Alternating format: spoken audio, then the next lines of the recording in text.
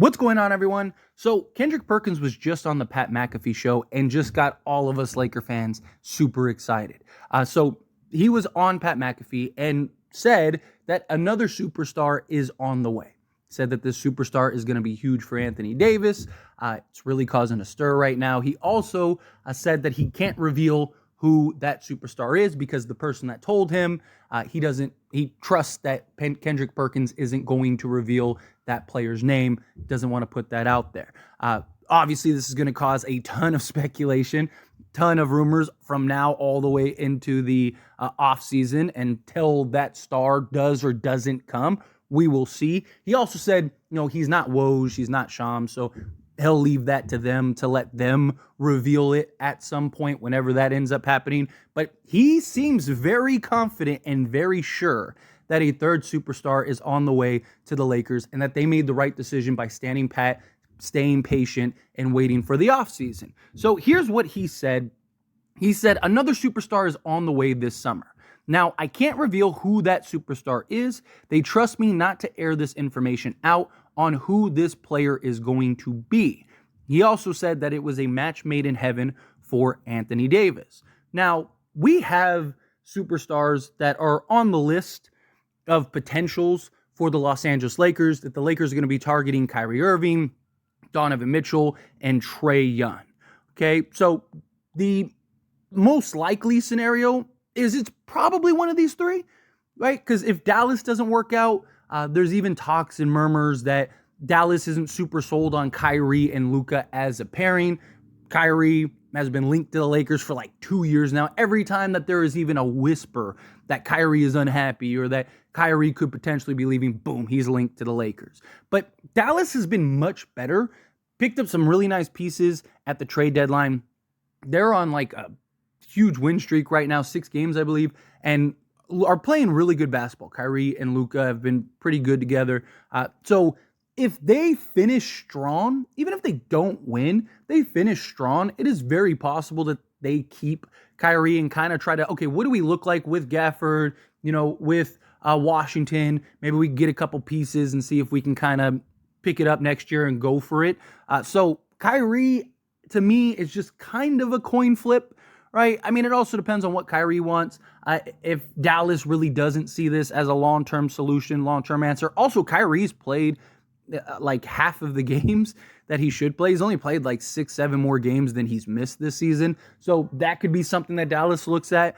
Donovan Mitchell, I don't think is super likely, not because he might not be willing to come to the Lakers, but more so, I don't know if the Lakers have enough to get him unless he truly pushes for the Lakers, right? So Donovan Mitchell, he goes into this upcoming summer, and that would be the final year that he could have on his contract. Now, he does have another year after that, but it's a player option, so he could just terminate that and go into free agency. He's going to get paid a max regardless.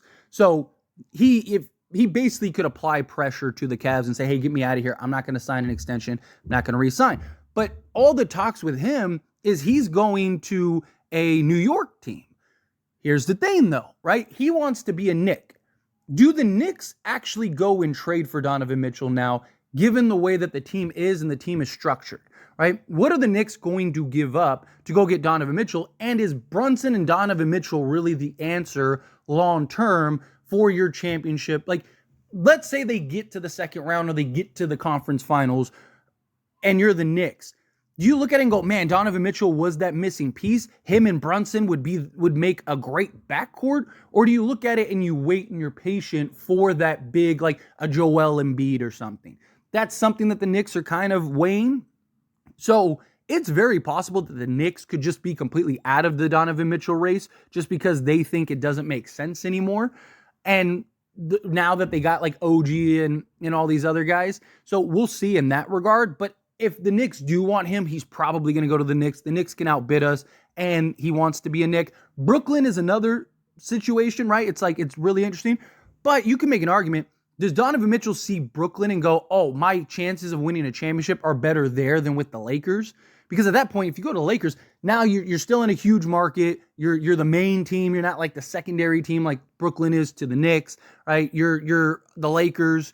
So brand-wise, money-wise, finances, playing alongside LeBron James and Anthony Davis. But the big key that Kendrick Perkins said here is a match made in heaven for Anthony Davis. I don't think Kyrie and Donovan Mitchell would be that, right? Kyrie would be kind of the match made in heaven for LeBron. Donovan Mitchell, although would be very similar, right? Like, he's not a guy that is really that star playmaker that's going to be setting up Anthony Davis great. But you know who is? Trey Young.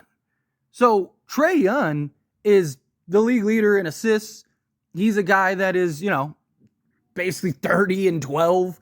He's a guy that can go and run and orchestrate the offense, allow LeBron to play off ball, which LeBron has wanted to do for some time. It gives you a guy that you trust, gives you a young star for now and the future. He, however, can really force and push his way to Los Angeles. How many teams are going to be in the bidding race for Trey Young, especially if he wants to go to the Lakers? And he's wanted to go to the Lakers there were reports years ago, right, that he wanted to go to the Lakers. Like literally like 2 years ago or a year and a half ago by now, something like that. So he's also the guy that's been thrown out a ton and that the Lakers believe he may be available. And there have even been Atlanta reports that Atlanta may actually keep DeJounte Murray over Trey Young, which I've made the argument that might make more sense for Atlanta, just the way the team is structured. Kind of let DeJounte Murray run the show and be the point guard, which he's really good at, and then kind of just build around him. Trey Young on the Lakers, right? Now you got Young, you got LeBron, you got Anthony Davis, and then you're probably trading Austin Reeves, Rui Hachimura, 3 firsts, and probably 3 pick swaps or something like that. And that's probably the structure. I mean, you're probably going to have to add more. So maybe it's like Gabe Vincent or whatever. But you're going to have to go get to like $40 million in salary. But after that, you would still have bare minimum, right? Like Trey Young, Max Christie, Jared Vanderbilt, LeBron James, Anthony Davis, and then whoever opts in, and then whatever new free agents you have. But you'd have Trey Young, Anthony Davis, and LeBron James, which would be the big key with Jared Vanderbilt to kind of offset the defense. Do have concerns about Trey Young defensively.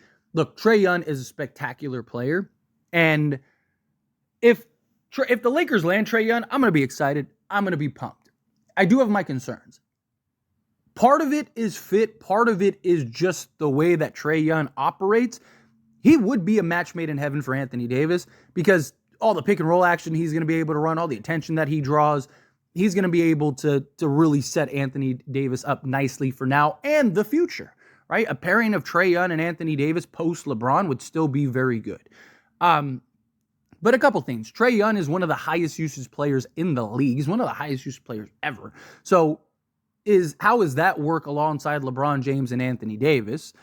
Secondly, he's a guy that when he is cooking is one of, if not the best of the league. The guy is ridiculous, like otherworldly at times, and can completely win you a game by himself. He's also a guy that I have seen, and I've watched a lot of Trey Young, dating back to college, right?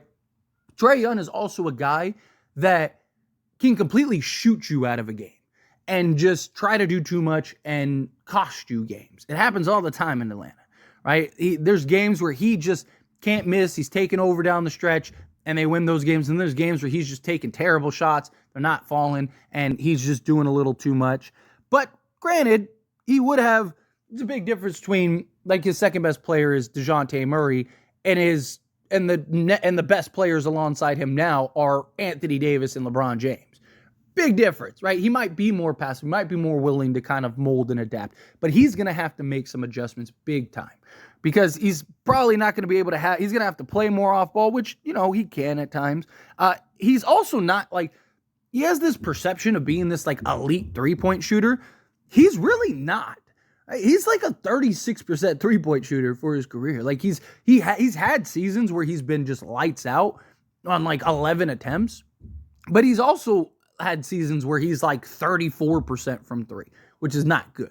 So it just depends on which Trey Young you get, and it also depends on like who else is around them for the defensive things, right? So bare minimum, you got to have Trey Young, LeBron James, Anthony Davis, and Jared Vanderbilt. You got to have those. Jared Vanderbilt has to start if you have Trey Young because you have a huge defensive liability in Young. Then after that, you got to get a defensive two. You got to get somebody that can defend out on the perimeter, ideally a 3-and-D style guard or 2 guard, or even like a forward that can play the 2 guard. If you could keep like Spencer Dinwiddie, that I would be fine with that, right? Have like Trey Young, Dinwiddie, Vando, LeBron, and AD. But I would like a Royce O'Neal would be perfect, right? Somebody like that can defend, hit the 3-ball, play off ball, doesn't need the ball in his hands. Somebody like that would be great. Somebody that can get after it on the defensive side of things. But you'd have to have LeBron James, Anthony Davis, Trey Young, and 2 defensive guys, 2 like lockdown defensive guys. And you could get away with Jared Vanderbilt, right? Because Trey Young, LeBron James, and Anthony Davis are going to put up a ton of points. Talk about 3 guys that collectively could give you 90 a game. You'll be fine in that regard. You just need to make up for like the ailments that Trey Young has, which is just the defensive side of things. If you can do that, you'd be in good shape. But, look, again, if Trey Young, I don't know if it is Trey Young. Maybe it's somebody else. Maybe it's somebody we're not even thinking of. What if it is Joel Embiid? What if he's like, hey, I'm going to force my way to the Lakers if we fall short and go. Again, I don't think that that's the case, and every team in the league would be trying to bid for him. My guess is just based on what he said and the players that are most likely to be available, it sounds like Trey Young makes the most sense. Sounds like Trey Young is the guy. There's been talks for years that he wants to be in LA and he wants to be a Laker. So if I had to say which star do I think it is, probably Trey Young, which is he's gonna have a long season and off season, that's for sure. But hopefully the Lakers land him, right? Hopefully this isn't like a Kyrie situation from a year ago. Hopefully it's something where we actually land him. But anyway, as always, this is a discussion. Pass a question on you. Let me know your thoughts and opinions down in the comments below. What did you think of Kendrick Perkins and what he said? How did you feel about those comments? Which star do you think it is? Is it, one of the Trey Young, Kyrie Irving, Donovan Mitchell, or do you think maybe it's somebody else? Who do you want it to be? All these things I'd love to hear, so let me know down in the comments below. That being said, if you haven't liked this video, hit that like button. Helps me a lot. Lets me enjoy these types of videos, and I truly appreciate it. Not subscribed to the channel, hit that subscribe button. Turn on the bell notifications. Appreciate y'all. See you in the next one. Thank you.